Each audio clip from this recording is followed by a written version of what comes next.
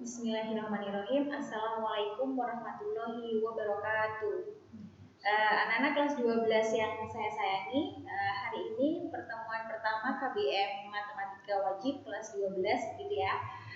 Bersama saya Via Kartika Sari. Oke. Untuk tahun pelajaran ini kelas 12 Matematika Wajib, nanti setahun ke depan belajarnya bersama saya. Hari ini di pertemuan pertama ini, di video pertama saya akan pengenalan materi dan menyampaikan kontrak belajar baik nanti yang online maupun offline.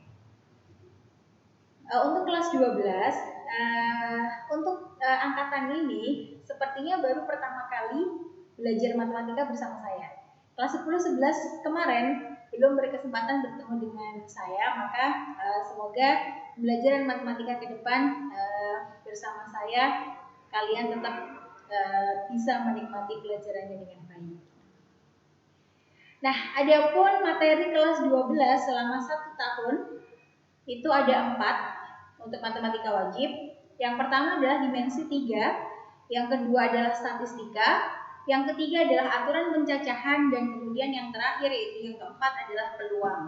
Nah, nanti akan dibagi 2. Untuk semester 1 itu nanti kalian belajar tentang dimensi 3 dan statistika.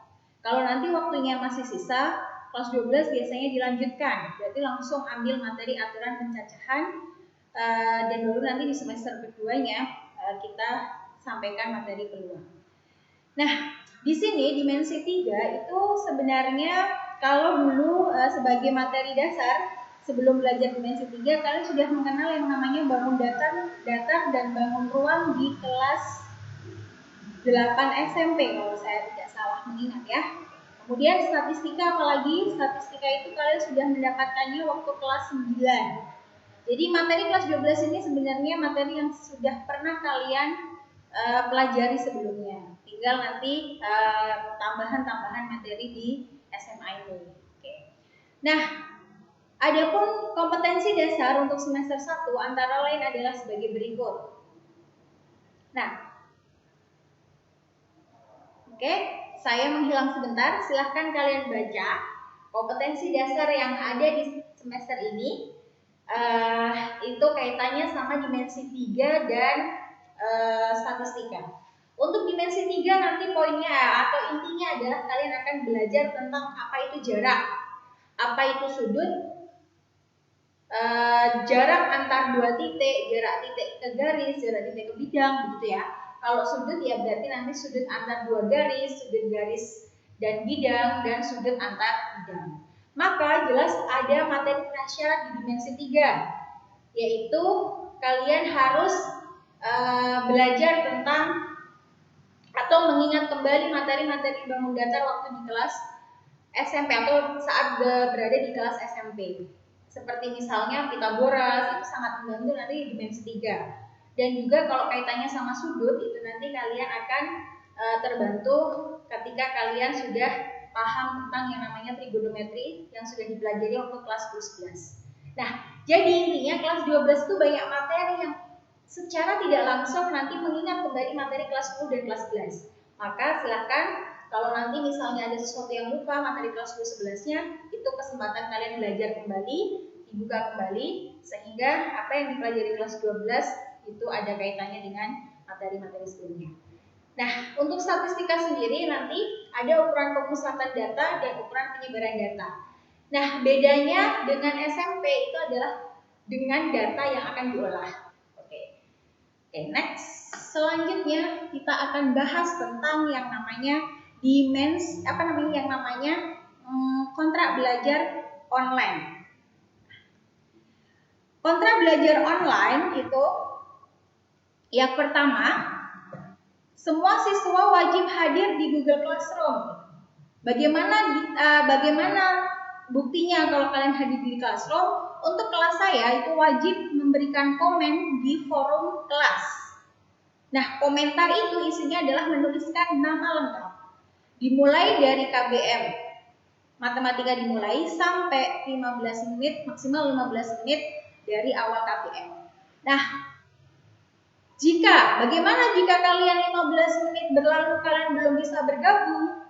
Nah, maka itu kalian berkewajiban untuk aturan yang kedua itu yang terlambat ataupun nanti bahkan tidak bisa mengikuti KBM di hari itu, maka kalian harus menyampaikan izin ke guru ataupun ke wali kelas. Nah, kemudian bagi siswa yang 3 kali tidak hadir baik di classroom begitu, tidak aktif di classroom dan tidak hadir di classroom, maka kalau sudah 3 kali, maka semua tugas dan penilaian lainnya tidak akan diproses. Maka silahkan tetap aktif selama KBM online berlangsung. Kemudian yang keempat, bagi siswa yang berhalangan hadir, maka dia berkewajiban untuk mencari tahu materi dan tugas apa yang disampaikan guru di hari itu. Maka tidak ada alasan bagi yang terlambat hadir kemudian tidak mengerjakan tugas atau tidak mempelajari materinya.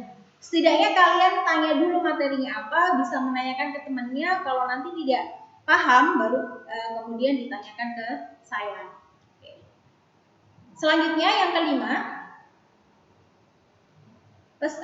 siswa yang mengikuti KBM online wajib berpakaian sopan, rapi dan syar'i, gitu ya. Walaupun di rumah mungkin ataupun nanti dimanapun kalian berada, maka kalian ketika mengikuti KBM online, karena nanti ada kalanya mungkin kita pakai tatap muka, entah medianya apapun, maka kalian harus berpakaian sopan, rapi dan syar'i. Kemudian yang keenam, saat kalian mengajukan pertanyaan atau memberikan komentar di media apapun saat KBM berlangsung, maka diharapkan kalian harus menggunakan cara dan bahasa yang sopan. Bagi siswa yang nanti pakai ada menyampaikan komentarnya atau bahasa yang disampaikan kurang baik, maka akan dilakukan peneguran mungkin.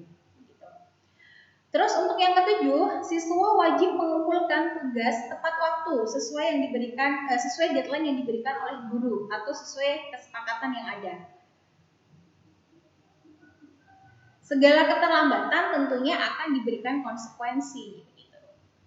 Nah, yang paling utama di sini yang terakhir yaitu kalian harus selalu mengedepankan adab sebelum ilmu. Jadi silahkan kalian perhatikan hal itu. Itu tadi yang sebelumnya kita sudah bahas tentang kontrak belajar online. Nah, kali ini yang selanjutnya kita bahas tentang yang kontrak belajar offline. Karena beberapa di antara kalian ada yang memilih untuk offline di sekolah. Oke, untuk yang pertama hampir mirip sebenarnya kontrak belajar dengan yang online begitu. Untuk yang offline, semua siswa wajib hadir tepat waktu dan jika dia terlambat lebih dari 15 menit begitu atau dia akan tidak diizinkan masuk ke kelas. Untuk yang kedua, kalau misalnya di hari itu dia terlambat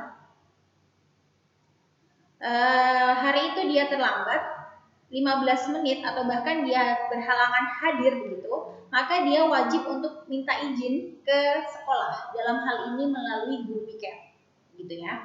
Untuk yang ketiga, jika siswa tidak hadir 3 kali tanpa keterangan di kelas matematika begitu, maka siswa tersebut tidak diizinkan untuk mengikuti KBM selanjutnya, selamanya bisa jadi, gitu kan.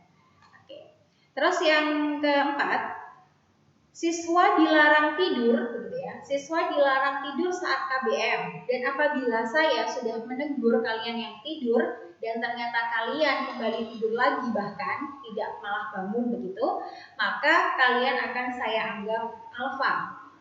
Maka itu masuk hitungan alfa tadi untuk aturan yang ketiga tadi bahwa 3 kali alfa maka nanti tidak diperkenankan untuk mengikuti KBM selanjutnya.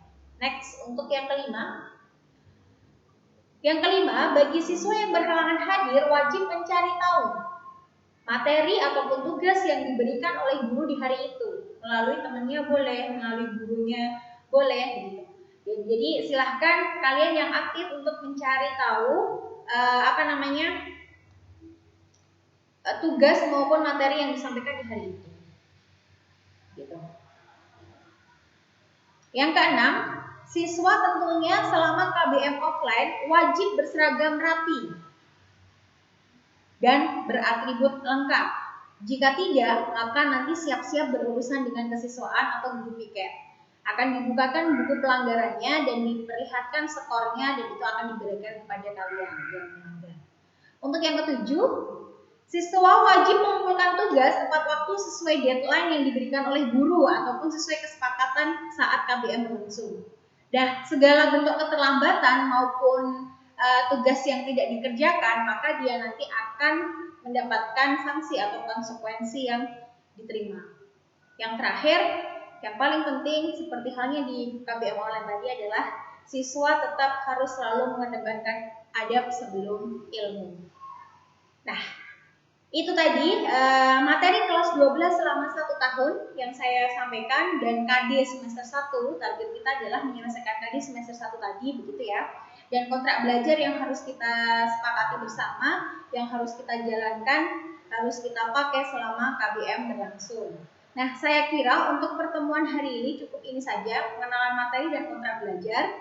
Nah, untuk kalian sebelum persiapan materi atau masuk materi di pertemuan berikutnya, untuk kalian siap menerima materi dimensi 3, maka ada baiknya kalian mereview kembali.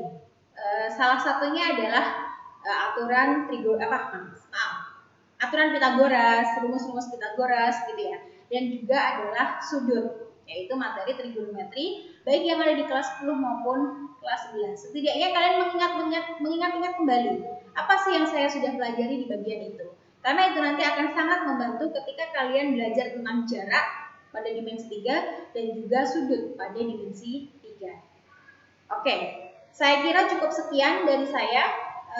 Atas perhatian dan partisipasi kalian di KBM hari ini saya ucapkan banyak terima kasih, dan jika ada salah maupun banyak kekurangan dari saya mohon maaf. Oke, saya akhiri. Wassalamualaikum warahmatullahi wabarakatuh.